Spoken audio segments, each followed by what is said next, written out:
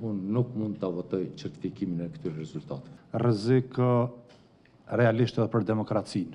Certifikohet rezultati përfundimtar, lëvizja vetëvendosje me 22.30%, Partia Demokratike e Kosovës me 20.95%, Lidhja Demokratike e Kosovës 18.27%, AAK Alianca për Ardhmërinë e Kosovës dhe NISPA 0.6%, Lista Srpska 4.26%, Koalicioni për Familje 2.13%. Dhe ne kemi kërkuar anulimin e votave me postë dhe rivotimin.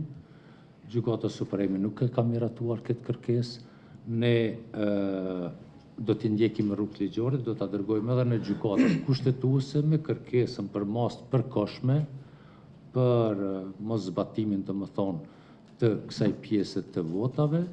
Kështu që në këtë rast, unë po informoj edhe këtë QZ-n edhe opinionin, se derisa të përfundojnë gjitha rrugët, mundësit ligjore, edhe deri në gjykatën kushtetuese, unë nuk mund të votoj certifikimin e këtyre rezultateve. Shenjat e zeza që i kalon ky proces dhe rreziku që këto të kalojnë pa marrë rrugën e organeve drejtësisë, përbën rrezik realisht edhe për demokracinë.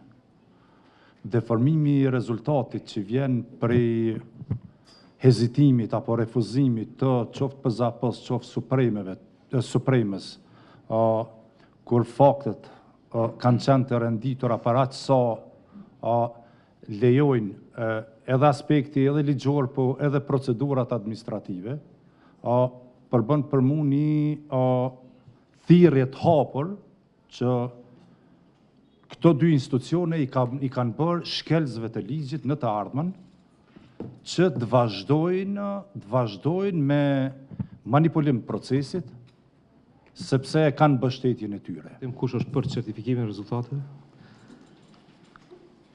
Kundër 2, atëherë me 9 vota për 2 kundër, certifikohet rezultati përfundimtar për zgjedhjet për Kuvendin e Republikës së Kosovës, të mbajtura me 9 shkurt 2025.